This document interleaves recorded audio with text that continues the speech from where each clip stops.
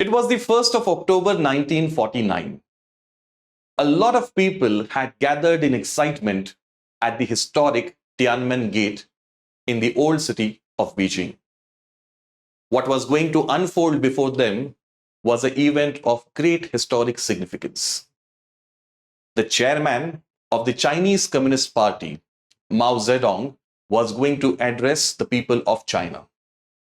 In his speech, he declared the victory of the Chinese Communist Party over the nationalist KMT Party and proclaimed the creation of People's Republic of China, that is PRC, the China as the world acknowledges today, PRC.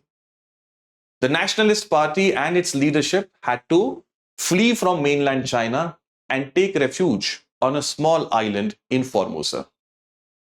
India became the first non-communist country to recognize this newly born country, that is PRC.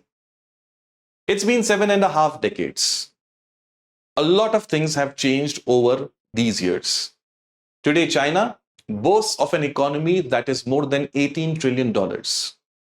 It has a permanent seat in the Security Council. It has an armed forces which is quite formidable. And therefore, we see China playing a very domineering role in international relations today. To understand the China of today, it is very crucial that we understand how China was born in the first place. Therefore, today in this series of World History Lectures, I, Jawad Qazi, will be taking you all fellow time travelers back in history to trace how People's Republic of China will be born through the Chinese Communist Revolution. Let's dive deeper, guys, in history and try to understand how this country was created through a long history of what they call as a century of humiliation. What was this century of humiliation that the Chinese often refer to? And how this century of humiliation finally, in their view, comes to an end with the creation of People's Republic of China is the story that we are going to trace in today's session. Let's dive in and get started. First and foremost, at a conceptual level, we must understand what is meant by the Chinese Communist Revolution. Well, guys, in simple terms, the Chinese Communist Revolution is nothing but the establishment of People's Republic of China on the 1st of October 1949. To this day, the Chinese celebrate this day as their national day with a lot of joy and also a lot of pomp and pageantry. At the end of a long civil war from 1945 to 49 after the World War II, two sides, the Chinese Communist Party and the nationalist KMT Party, were at odds with each other, trying to defeat each other. At the end of this war, finally, Mao-led Chinese Communist Party was able to defeat the KMT Party and force its leaders and followers out of the mainland China. This inaugurated ultimately the People's Republic of China, or PRC.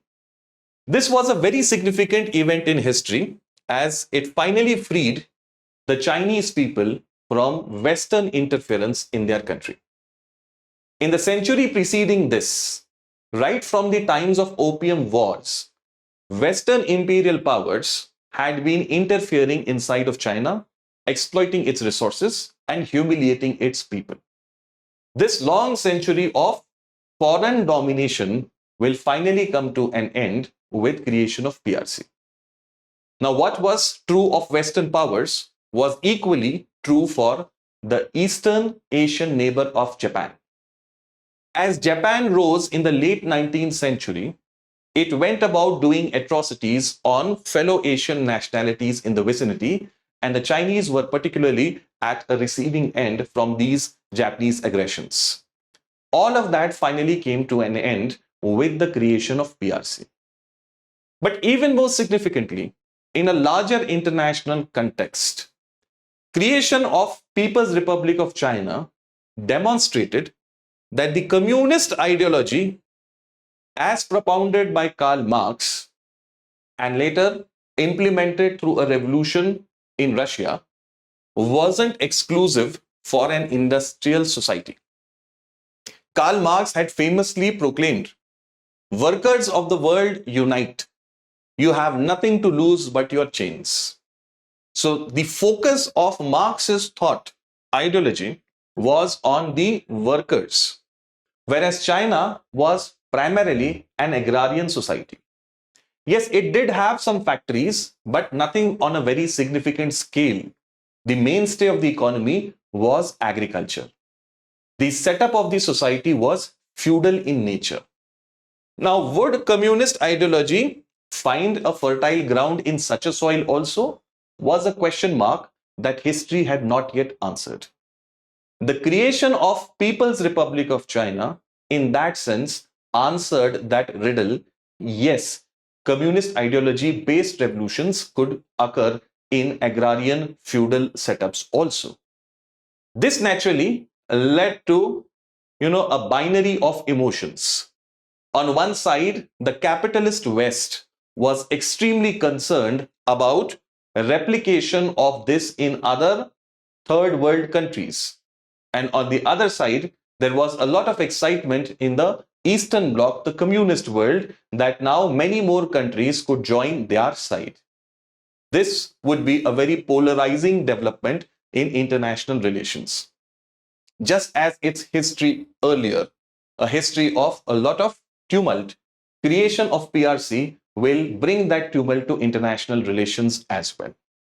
Let us now dive deeper and first try to understand a little bit of background history of China so that then we can relate with the subsequent developments. What you see on the screen, guys, is a map of the Qing Dynasty's rule of China. The Qing Dynasty was actually, the dynasty of a people called as Manchu. This area of China is Manchuria. Okay, basically the area from the Manchu people come. Around the 17th century, the Manchu people will rise up and establish their power in China, the dynasty being the Qing Dynasty, that is Qing, pronounced as Qing Dynasty. Their capital will be at the city of Beijing. Beijing will be the capital. Here in China, geographically, we have to understand, guys, that this part of China, that is southeastern China, is actually the center of gravity, or that is really the core of the Chinese civilization. These two famous rivers over here, number one, Yellow River and the Yangtze, the river valleys of these two rivers had actually historically flourished that great Chinese civilization. And therefore, during medieval times also, we will see that the concentration of the Chinese people is in this area. This is where the majority of the Chinese people live. The dominant race in China is known as the Han Chinese people. The Manchus were actually not from amongst the Han. They are a little different ethnicity. So it was like a foreign sort of a power ruling over the majority Han Chinese people. It is also pertinent to note some of the important towns which we will be discussing as we go along. Here you have the port of Canton, which will be the only port where Europeans could come and trade for the Chinese products.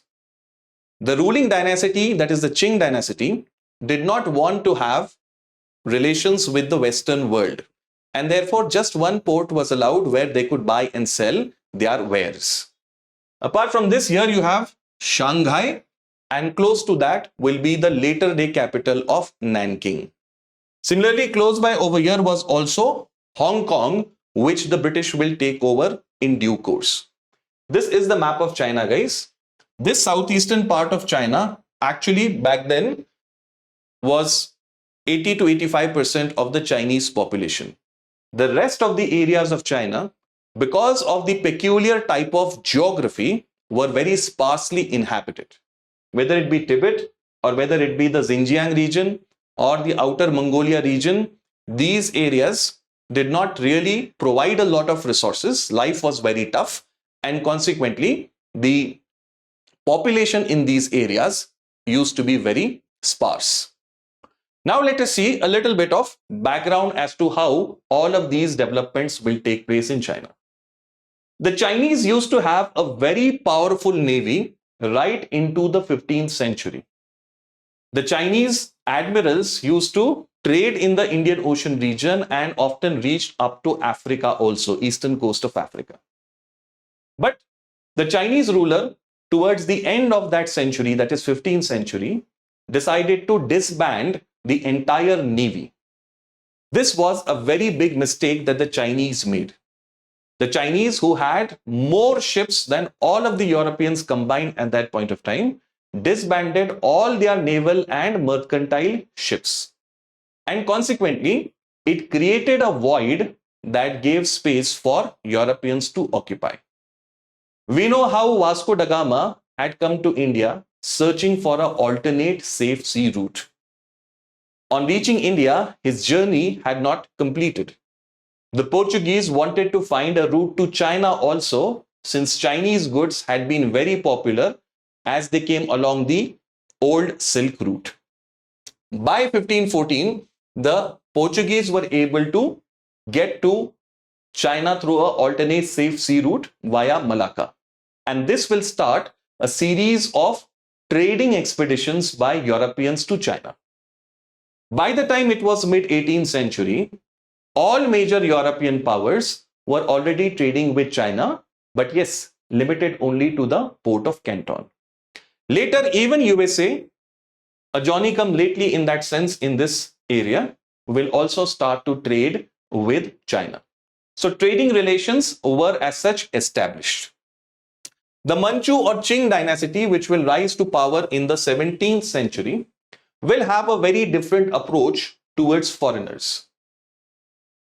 Perhaps the tendency of isolation or maybe even xenophobia, it led them to have very minimalistic kind of contact with the rest of the world. The Chinese believed that they required little. Chinese as in the rulers, they believed that they required little from the rest of the world, and in fact others required what China was basically producing. And for this reason, they kept a very limited or minimal contact with the West European traders. Consequently, when Europeans used to come and trade with China, they found the trade a little less profitable to their liking. The reason was, unlike in case of other Asian nationalities, where Europeans used to sell some wares, earn profit on that, and then reinvest it, in case of China, they did not have anything to offer to the Chinese market. The Chinese, who are an advanced people in that sense, felt they did not need anything produced elsewhere. Consequently, whenever Europeans traded with China, they had to pay in bullion, that is precious metal, gold and silver particularly, which made the trade less profitable. The East India Company particularly was looking for some opportunity to make this trade with China more profitable. With its massive success in the Indian subcontinent, it now felt confident to replicate some of the textbook case studies of India there in China. Now let us see how East India Company will forcefully open up this isolationist policy of China. There was an old Qawwali in one of the Bollywood songs, Amar Akbar Anthony, where Akbar, the character played by Rishi Kapoor, he sings that Qawwali and he says, "Parda nashi ko beparda na kar du tum. Akbar mera naam nahi hai." Precisely what East India Company did. It removed the wheel from China. How exactly? It will happen through opium. Yes, Afim, as we call it here in India. Opium will prove to be the doorway for East India Company to open Chinese trade. Let's see how that happened. East India Company started to export opium illegally to the Chinese. The Chinese had banned opium, although it was available for the elites on a limited scale as a recreational kind of a thing.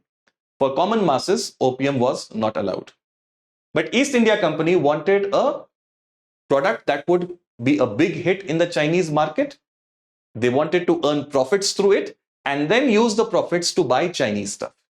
So they started to illegally trade this opium with the Chinese people. This had a very detrimental effect on the Chinese society. Within a matter of few years, we will see that the Chinese youth became completely drug-addled. Everywhere on the streets of major towns, you could find Chinese youth lying, unconscious because of consumption of such drugs. The Chinese ruler naturally did not like this and wanted to keep his foot down. This led to a war between the Chinese and the East India Company, which in history are known as the Opium Wars. Not once, but twice, in fact, the Chinese and the British, they will fight it out in a war that is called as the First and Second Opium War. Precisely what the British wanted, East India Company wanted. A fight between a medieval power, howsoever hefty, versus a modern power. The outcome was foregone. The modern power was naturally going to win in this sort of a conflict. And that is what happened in the First and Second Opium Wars. These wars helped the Britishers to end this seclusion of China forcefully. At the end of the First Opium War, the port of Hong Kong was taken by the British from the Chinese, forcefully, of course. Hong Kong, from then, that is from the end of the First War till 1997, was under British custody. It was only in 1997 that it was handed back to China with a clause that for 50 years, Hong Kong will be allowed to govern on the basis of systems that were in place over there. Now, you might have surely read about a lot of conflicts taking place in Hong Kong. That period of 50 years is yet to elapse, but then the transition has become very tumultuous. In some other video in this series, we will talk in detail about that also. Hong Kong was taken. Trade concessions were wrested from China, and a British diplomat was to be hosted in the capital city of Peking, which is the old name for Beijing, basically. This was the same story that they had done in India, in the form of residents in the courts of Indian princes. Subsidiary alliance of Lord Wellesley was now in a modified form being implemented here also. British citizens were subject to British law whenever they are in China. Then only British law will be applicable to them and not Chinese law. Slowly, other European nations also signed similar treaties with China, and Britishers played a facilitative sort of a role in this process. Thus, China has been opened up forcefully through these two opium wars. At the end of the Second Opium War, one more treaty was signed in which not just Canton but many more ports were opened up for trading for the British and then later for others also. Import of opium was now legalized. Something what had led to the war, that same opium was forcefully legalized. Europeans could now freely move about in China. There were no restrictions. Even their ships could ply on her rivers. The famous rivers of China could now carry European ships also. There was also to be a guarantee for protection of missionaries and churches. With this, missionaries will arrive in China and they will carry out their activity of reaching out to the Chinese people and converting them also. This will lead to some conflicts in later years. European powers established spheres of influence in China. By the end of 19th century, major European powers had marked out their spheres inside of China, where each one of them had some special privileges. Now, Chinese empire is still there. It has its emperor, but within that empire itself, there were specific areas where particular European countries had some special privileges. I'll show you that map shortly. And in case you want to download this PDF, then you can reach out to me on my Telegram channel. Scan this QR code to reach my Telegram channel. There you will get updates about my lectures as well as PDF notes of all the previous lectures that I have engaged. Also, whenever you intend to purchase any course of StudyIQ IAS, then use my code JDLive to get the maximum discount on that particular course. All right, fine. Now let us see some major developments that will take place in China as it goes towards the 20th century. What will be some of the major developments? First, Sino-Japanese War in 1894. Seeing what was happening with China, the Japanese people became wise in time. In 1870, they will see the famous Meiji Restoration, which will overnight literally transform Japan from a feudal society to a modern industrial one. In a span of another 3 decades, the Japanese will become a major industrial and imperial power of the world. With all of that strength at their disposal, the Japanese waged wars with their neighbors, including China. The Chinese were defeated in the first Sino-Japanese War in 1894, leading to takeover of some of its territories. So see how China is being humiliated. When the Chinese talk about the century of humiliation, it is the defeat in the Opium Wars. It is the establishment of sphere of influence. It is these all events that they are talking about. The Americans, who by the end of this century, that is the 19th century, emerge as one of the most significant trading power, also don't want to be left behind. When other Europeans are carving out their spheres of influence, American president declared the open door policy for China, which meant that China's trade must be equally accessible to all and not just these few European players. Now, on the face of it, this might seem to be talking about equality, but in real essence, this was just a way to give USA also that opportunity to make the most of what was happening in China. When the Chinese people were seeing all of this, they naturally felt aghast at what their great civilization had now come to. And for this reason, there will be a movement within China to fight back and expel these foreigners. This movement will burst forth in the 1899-1900 and will be known as the Boxer Rebellion. Boxer Rebellion. It wasn't a modern movement, but definitely a patriotic one to fight back against the foreign domination of China. These boxers, who used to practice different types of martial arts, took on the modern armies of all the European powers combined. All Europeans came together and suppressed this rebellion of the Chinese people in a very brutal and crushing manner. Another humiliation that will be there in China in this period. In 1905, Russia and Japan will go to war. A European giant and a rising Asian star in that sense. Japan and Russia fought a war. You know over which territory? They were fighting over Manchuria, which was essentially Chinese territory. So Russians and Japanese are fighting a war to wrest control of Manchuria, and China is helpless in all this regard. This is the kind of situation that China had found itself in on the eve of on the eve of the 20th century. Therefore, what kind of China do we see at the start of the next century? It's a China that is drug addled, where its youth are, addicted to different types of drugs. It's a China that is divided and exploited by foreign interests, plagued by rulers who are completely corrupt. Much like the later Mughals, the Chinese rulers at this time will also be in a similar state.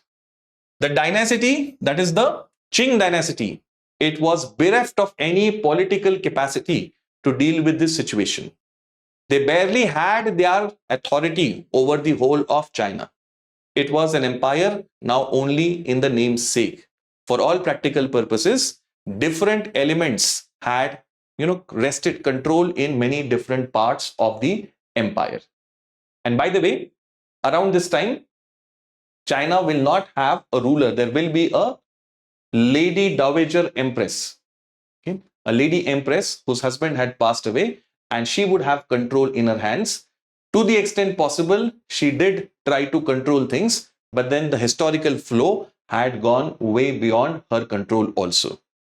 Mired in conservatism, that is medievalistic backwardness, feudal monarchy, and internal divisions, China will enter the next century. But the next century is slowly going to transform China. This is the kind of China that we see as we go into the next century, that is the 20th century. This map shows the different areas of influence that Europeans had within the Chinese Empire. So alongside the Russian border, this entire area, pink shaded area, is actually under Russian influence. Tibet and adjoining areas are under the influence of the British. You remember the Treaty of Lhasa had been signed during Lord Curzon's time, 1904. Treaty of Lhasa with Dalai Lama had been signed in 1904. Thereby, Britishers had gained tremendous influence. The French, who have occupied Indochina, they also have a lot of influence in this southern part of China. The Japanese have their areas. Even the Germans. Germany was born in 1870. Within a few decades' time, even Germany had substantial influence over this very prosperous area of China. So in this manner, guys, we can see that the Chinese empire was under different areas of influence controlled by the Europeans. This is the context of China. But all of this will now change. As we enter into the next century, there will be a rising awareness in the Chinese people that something needs to be done to transform China's situation. The Western educated youth of China, they will take leadership in this regard to free their country from this European or Western influence. These Chinese youth, they were trained in universities of Europe and America. They had been exposed to the ideas of the modern world. Much like our Indian National Congress's leadership, these youth will be driven by a fervor for their motherland, and they will want to change the situation in China. These youth realized that there was no point in continuing under the old monarchy, the Qing Dynasty. The time had come to transform China into a modern nation state based on Western ideals. Therefore, we'll see that in 1911, the Chinese will see the first revolution of 1911. This revolution will overthrow the old dynasty, which was now being ruled by a child emperor who could hardly do anything by himself. There was the Regency Council, which used to rule on his behalf, basically. So this royal family is forced to abdicate, the empire is ended, and in its place, ROC, please remember the term, Republic of China, ROC. Don't confuse it with what Mao will establish and what today is continuing, that is People's Republic of China, PRC. So this ROC or Republic of China was established. The people who took lead in this regard, they were called as the Revolutionary Alliance, led by the great Chinese leader, Dr. Sun Yat Sen. Dr. Sun Yat Sen, a West-educated doctor, will take the lead of organizing this Chinese effort to end the rule of the Qing Dynasty in China. But after this revolution becomes successful, this country, which was to become a republic, will see presidency under a military general, Yuan Shikai. He was the leader of the troops of the old regime. In a compromise, he is made the president in the hope that China will be able to go through this transition in a smooth manner. Dr. Sun Yat Sen, he was elected as provisional president till the situation stabilizes, but later on, this military general Yuan Shikai, he will be made as the president of this republic. His tenure couldn't provide stability as he wanted to have control in his own hands. The revolution had ended monarchy, but Yuan Shikai was having these ambitions of becoming the next emperor himself. Consequently, the empire to democracy transition could not be smooth, and we will see that China will disintegrate into different areas controlled by warlords. The single China that was to be created in place of empire has now been broken up, shattered, and these different areas are being controlled by whom? By different warlords. So China was now on the verge of disintegration. From one mess during the monarchical times, it has landed into another mess where the virtual existence of China itself is a big question mark. The disintegration has taken place. In this context, Dr. Sun Yat Singh will play a very crucial role in stabilizing China. Let us now understand the contribution of Dr. Sun Yat Singh. Dr. Sun Yat Singh played a very crucial role in the end of the previous regime, that is the Manchu dynasty's rule. A West-educated doctor, he had traveled across the world, tried to gain diplomatic support, and also mobilize funds from overseas Chinese people so that revolution inside China would be successful. Finally, when the revolution becomes successful, as a true patriot, he wants to see his country develop into a modern one. Therefore, he participates in the next election in China under his newly formed party, which is called as the KMT party. Kuomintang, or broadly the Nationalist Party, will perform very handsomely in the election in China. National Assembly will see many seats being taken by this KMT party. This KMT party's popularity was based on three key principles, which he prioritized. What were these three key principles? Number one is nationalism. Nationalism. At the back, in the background, guys, we must understand that the idea of nationalism has become popular in Europe in the preceding century. The French Revolution and subsequent developments in Europe have made nationalism the dominant political idea of its times. What was happening in Europe would naturally have an impact on those areas where Europeans had colonies or some sort of roles to play. The Chinese also had now been animated by this idea of nationalism, that is Chinese nationalism. Much like what Indians will also rise up with Indian nationalism against the Britishers. So first principle is nationalism. Second is democracy. A nationalist government, but not an autocratic one, not an authoritarian one. Instead, we will have democracy. And third is focus on people's livelihood.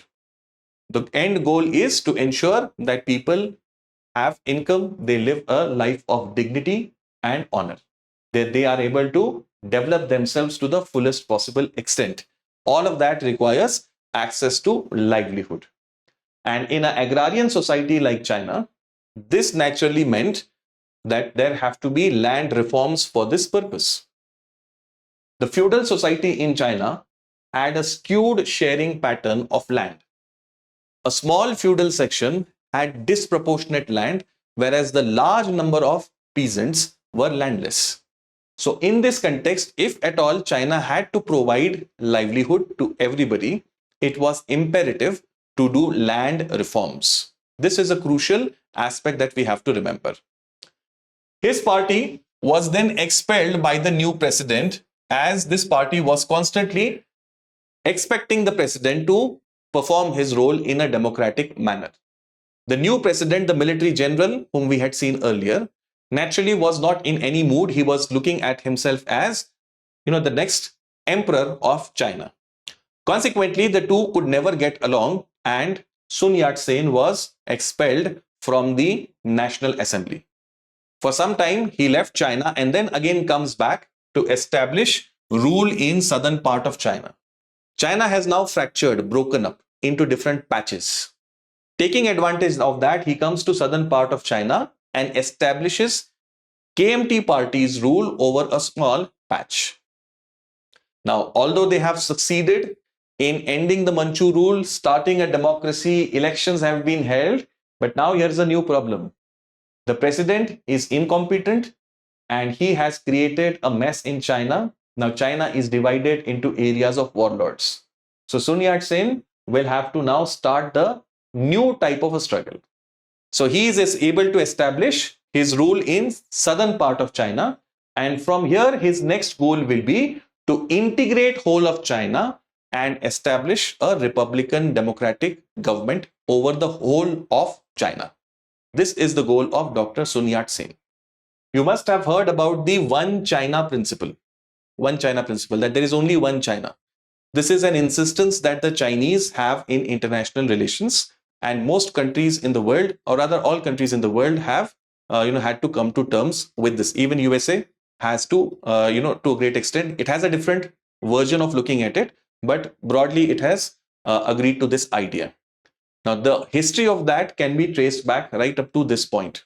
Dr. Sun Yat Sen's goal is to integrate whole of China and bring it under one single rule as such. When he embarks on this goal, the Russians parallelly have gone through their revolution in 1917, communist revolution.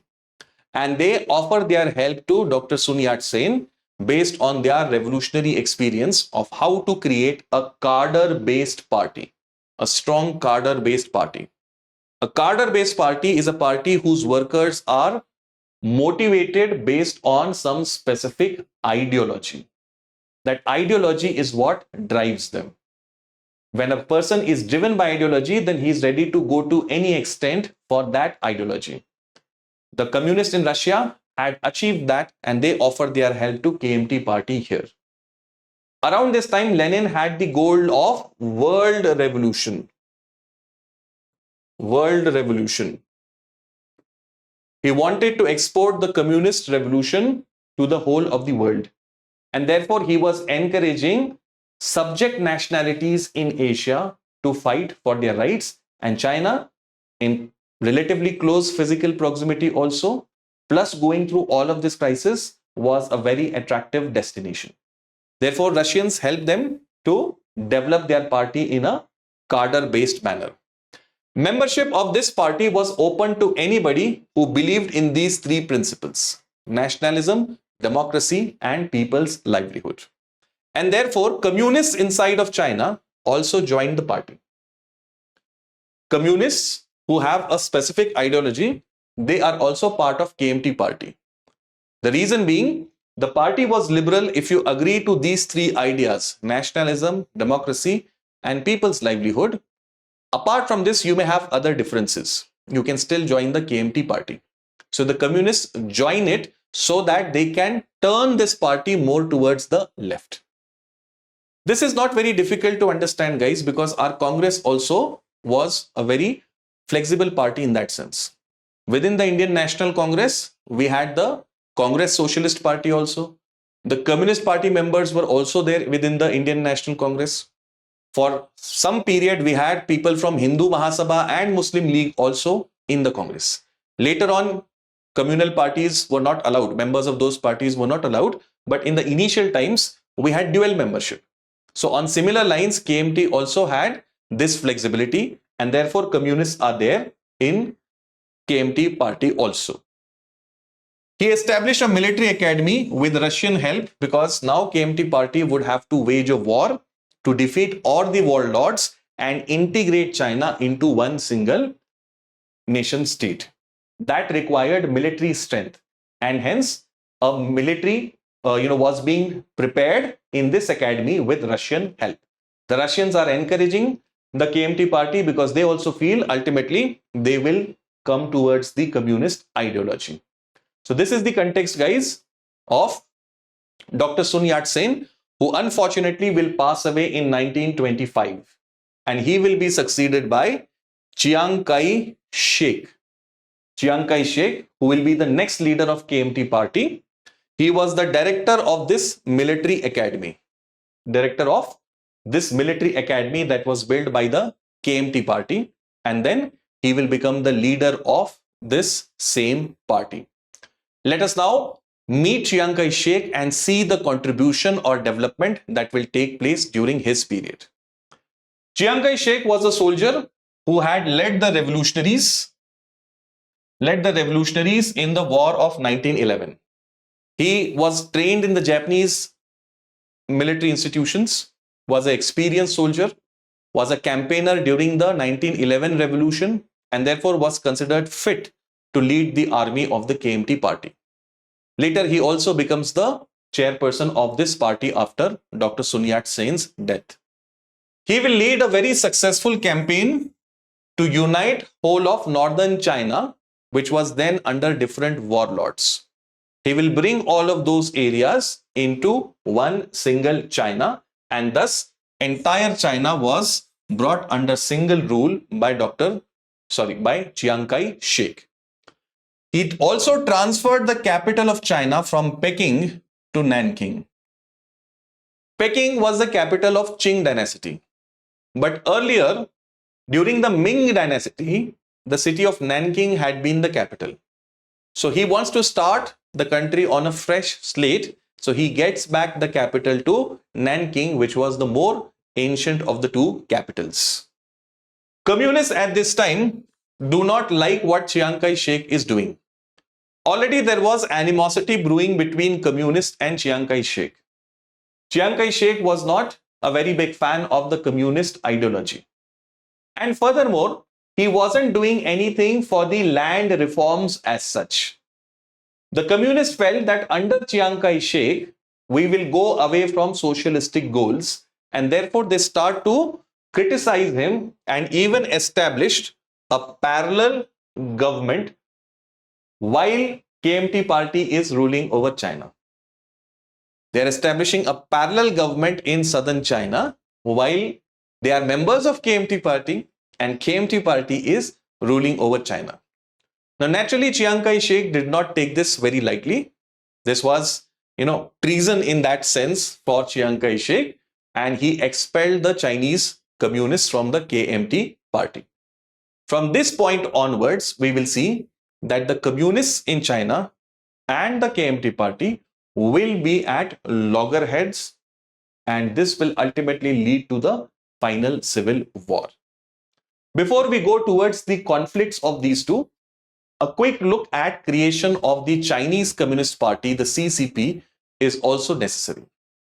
The Chinese Communist Party was inspired by the Russian Revolution. Back then, guys, the Russian Revolution had a very big impact on the whole world. The sheer idea that a revolution has taken place which wants to end all forms of exploitation was a very attractive one. World over, people were trying to understand what Karl Marx had to say, what Lenin was trying to do. The Chinese youth particularly were not any different. The Chinese youth too were, drawn towards the ideology of the Russian Revolution. The youth typically, guys, are always inspired by ideas of egalitarianism, ending of exploitation, so on and so forth. Russian Revolution had inspired many such Chinese, thinkers. We'll see that in this context, with Russian help, the Chinese Communist Party was founded in 1921. The youth of China, they came together and founded this party with the help of Russian agents. Now, Russian agents were traveling to many such countries and encouraging the youth over there to form such communist parties. तलवारों की धारों पे इतिहास हमेशा बनता है. तलवारों की धारों पे इतिहास हमेशा बनता है. जिस ओर जवानी चलती है, उस ओर जमाना चलता है. We see that the youth are always the vanguards of change. And in case of China, the 1911 revolution was also by its youth, and subsequently the communist revolution will also have a lot of Chinese youth involved in it. The basic goal of these Chinese communists is to eliminate warlords, to end foreign imperialism or interference in China, and lastly, unite the whole of China under one single rule. And that's why now I think it will become more clear and coherent for you why that emphasis on one China policy. It has been something that was embedded through this evolutionary process of the People's Republic of China. Mao, Chao and Lai and Chu Te, these will be the important leaders of the Chinese Communist Party, the CCP. All right. From this point onwards, the CCP and the KMT will go through alternating phases of conflict and cooperation, which will ultimately result in the Chinese Communist Revolution. 1923 to 27, when Dr. Sen was alive, this will be the first stage of cooperation when the communists were within the party. Then comes the phase of 27 to 37, when they will have conflict between the two. Then comes the third phase of World War II, where they will again cooperate to fight against Japan. And as soon as the World War II ends, they will once again fight for the final round, at the end of which People's Republic of China under Mao will be founded. So this is how in the 4 stages this relationship is going to evolve. Let us have a quick overview of these stages and how the transformation was actually taking place. In the first stage, communists joined the KMT while Dr. Sen was there so that they could turn it towards the left. When you read modern India, you would come across the Congress Socialist Party created in 1934. The goal of CSP was to give a leftward orientation to Indian National Congress, and to a certain extent we can definitely say its effects will be visible. Similarly, they also want to turn KMT party more leftwards. At this point, Soviet Union had decided that it will support nationalist leaders in colonies. Wherever there is a nationalist fight going on between colonies and their masters, there we will support the nationalist leaders over there. Dr. Sun was one such leader, and it appealed to the Russians to help out Dr. Sun and his party, and consequently the communists did not mind to become members of this party. Dr. Sun was able to keep right wing as well as communists together. He was a towering figure respected by all. You remember how before the Surat split, the split could have happened in the previous session itself in 1906. But because Dadabhai Navroji was made the candidate, all the sides, because of the great respect that they had for the grand old man of India, they did not come to, fight in that session, or they did not have that split in that session. So Dr. Sun was also one such personality who was revered, respected, and was also capable of keeping things together. Chiang Kai-shek was a man of different, mold. He could not tolerate the communists, and the communists could not put up with him. So finally they are expelled, and this ends the first united front. This will inaugurate the second stage, which is rivalry between the two from 1927 to 37. Now that they are out of KMT party, Mao and his followers, they will establish a Soviet at Jiangxi in South China. They have established their own power over a small area. They organized a Red Army to fight the army of Chiang Kai-shek. Please remember, Chiang Kai-shek is a decorated military general. He has in recent years fought many wars successfully. He has a very powerful army too. So to deal with that, the Red Army is now being readied. Land reforms were implemented wherever they established their control. And this made Chinese Communist Party CCP very popular amongst the peasantry, because they had a very clear agenda which was to the benefit of the common peasants. The KMT party, on the other hand, was more pro towards the big landowners, the zamindars of China, so to speak. And consequently, the masses of China would slowly start to prefer Mao and his party over KMT. They also tried to improve conditions of workers, the two major, you can say, sections of the society on which the communists will rely. Several pro-poor measures were taken, and therefore Mao started to become very popular. Consequently, Chiang Kai-shek will feel threatened about this rising popularity, and he will decide that this challenge of Mao needs to be finished off at the earliest.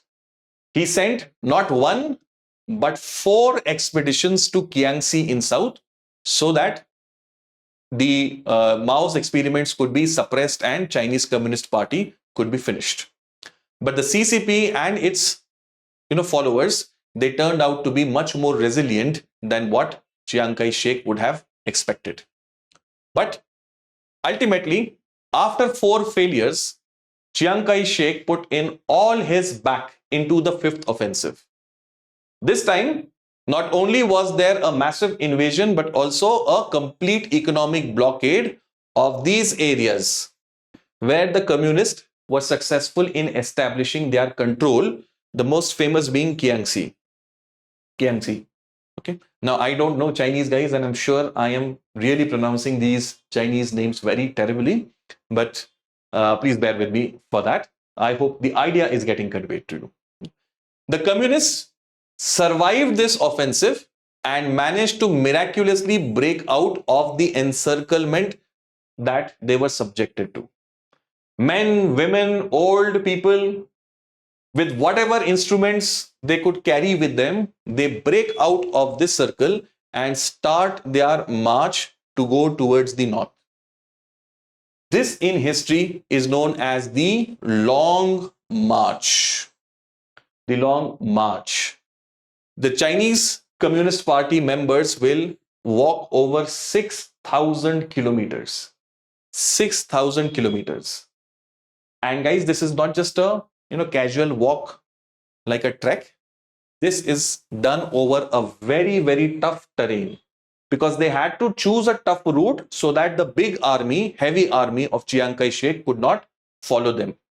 So they are walking along this route, men, women, children, old, everybody, with all that they can carry. All the instruments, all the files, all the typewriters, anything that is required for the government of the day, whatever they can carry, they are taking everything along this route. And as if that was not difficult enough, along the way, they are harassed by KMT party as well as different warlords of these areas. So while they are going, they have to constantly fight with all of this. And along the way, they are also constantly doing their propaganda. In villages after villages where they went, they continued to do the propaganda of what kind of China they want. What sort of government will they establish? What it means for the common peasants. Wherever it was possible, they tried to redistribute land. They tried to improve the condition of workers, and then they moved on. Consequently, the popularity of the Chinese Communist Party, Mao particularly, was rising immensely. Ultimately, when they reached their destination in North in Shanxi, only 1/10 of those who had started, they had managed to survive till the end. Just 1/10. But those who survived, they were really battle hardened and now very resilient warriors who could take on the next challenge. This is known as the Long March in Chinese history, guys. All long marches start with small steps.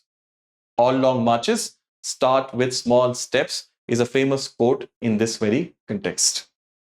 So this was the first stage, guys. Now let us see the next stage where there will be a united front between the two. Okay. In 1937, sorry, this should be the third stage where they will be united again. Between 1937 and 1945, there will be World War II. Yes, in Asia, it starts earlier. Japan attacked Manchuria, and this started World War II from Asian perspective.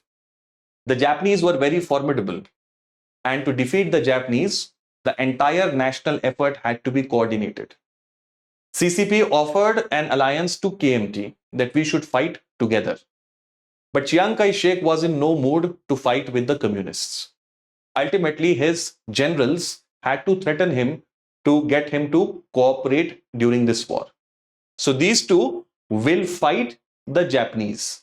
But yes, it was not like they had merged their armies and together they were fighting. No, they have stopped their own hostilities, and then largely through loose coordination, they are fighting the Japs.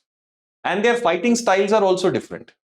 The communists believe in more of guerrilla warfare because their resources were limited. Chiang Kai-shek's army took on the Japanese in the more conventional way. The Japanese invaded, occupied the Chinese capital of Nanking in 1937, and very brutally assaulted the Japanese people, the Chinese people. It is said that it committed very horrendous atrocities on the Chinese. I have even read that some Chinese people were buried alive by the Japanese. And from that point onwards, till this date, China continues to harbor that angst inside of Japan for what had happened to their capital city of Nanking. Nevertheless, in this war, the Chinese Communist Party was able to demonstrate some tactical successes. Its guerrilla warfare was delivering results. Therefore, the popularity of the communists was rising in China.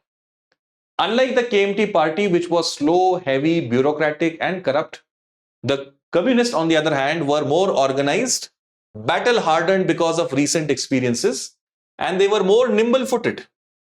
Therefore, they could take on the Japanese with much more success than the KMT party. And because of this, a lot of other people who were fighting the Japanese and were not allied to either of the two will now start to join the communists. World War II will make Mao and his party all the more formidable. China's prestige also increased because of this internationally. China now was a respected member of the alliance, the Western allies. Together, they were fighting these three Axis powers: Italy, Germany, and Japan. Also remember, guys, it's crucial to understand that Japan had offended USA by attacking Pearl Harbor. So from USA's perspective, Japan has to be taught a lesson at the earliest. And since the Chinese were resisting the Chinese were very important for USA. USA in this stage was also focused more on the war in Europe. And therefore, Japan largely in the early part of the war is going to go about doing its stuff largely unhindered. I hope you're getting this context, guys. This map will give you a better picture. These areas which are in orange color, basically they are controlled by Japan. You can see whole of Manchuria is there in Japanese control. Peking and all of these areas, this is Nanking, which was the capital back then, that had also fallen to Japan. The Chinese government had run inwards. Change the color. The Chinese government had escaped inwards and established its base here at Chongqing. In this place, this is more of a difficult geographical location. So to protect itself, it had receded inwards. All the major ports, you can see here, all the ports, they are controlled by the Japanese. So the long Chinese coastline was completely cut off. The Chinese government was withdrawn deep inside, and it was receiving help from planes who were flying over India and airdropping stuff over here. India was very crucial for USA in this war. USA wanted India's cooperation so that the Chinese government would survive in this war. US President FD Roosevelt pressurized Winston Churchill to send that Cripps mission that we study in modern Indian history, because US President wanted Indian leaders to be happy so that there is no movement. This is before Quit India starts. Okay, so this is the international context, guys. On a side note, Indian ports were being used by American Navy so that they could fight the Japanese presence in Southeast Asia. And remember, the Japanese will take over whole of Southeast Asia during this war and reach right up to our border here in Manipur, Imphal. Right up to here, the Japanese are going to reach. So this is the larger context. During this war, both the sides cooperated with each other, but as soon as the war gets over, they're back to square one. Even during the war, the rivalry was still alive. It wasn't as if they had, kissed and make up. It was not like that. They were still internally, constantly trying to increase their influence. Communists tried to control as much area as possible, so that at the end of the war, they will have maximum possible area in China. As soon as the war ends, both the sides will come to blows and they will start fighting. The Western allies, USA, Britain, France, etc., they supported the KMT party. Their choice was logical because KMT party was anti-communism, and the West, being the core of capitalism, did not want the communists to come to power in China. USSR, on the other hand, will naturally be more sympathetic towards Mao, and it left the whole of Manchuria, which it had taken from Japan, and handed it over to the Mao and his party. So a huge cache of Japanese arms, etc., now fell in the hands of Chinese Communist Party. So in this context, both the sides fight, and ultimately KMT party is defeated by the Chinese Communist Party, the CCP. Its leaders flee to China and take refuge in Formosa. And on 1st of October, 74 years ago, People's Republic of China will be proclaimed by Mao. Zhou Enlai will become the premier of China and Mao its chairman. Zhou Enlai is the same person who will come to India and we will sign that famous Panchashil Pact. In this early phase, India and China relations were going very good. Our leadership, Pandit Nehru, he went out of the way to ensure that this Chinese government, which was ostracized internationally, was given its due. So this is civil war. Now, why did the communists win and the KMT party lost? Internal conflicts, weakness and corruption in KMT party. It was a political party like other political parties are. It had its own factions. It was very corrupt. It was slow moving. Consequently, it could not survive an ideology-driven party. KMT also had taken the brunt of Japanese invasion. Remember, they are the ones who are the government of the day, and therefore they were fighting the Japs head on. And whatever big losses were suffered in this war, it was suffered mostly by KMT and not as much by CCP. The KMT did not trust the masses. Their support base was the elites of the society, the landlord kind of elements. On the other hand, Mao, his base was the common masses. The war tactics of KMT had made it very unpopular. Wherever it retreated, it used to, destroy everything that was available in that vicinity. This is a common tactic used in war, wherein you don't allow your enemy to get the benefit of the local resources, whether it might be water, it might be food grains, or any other form of resource. So these type of policies made the common people actually hate the KMT party. Poorer sections were therefore more in favor of CCP because CCP spoke about them, land reforms, rights of the workers. These were the ideas of CCP. The simplicity and austerity of Communist Party, its leaders, was something that was very heartwarming for the common people.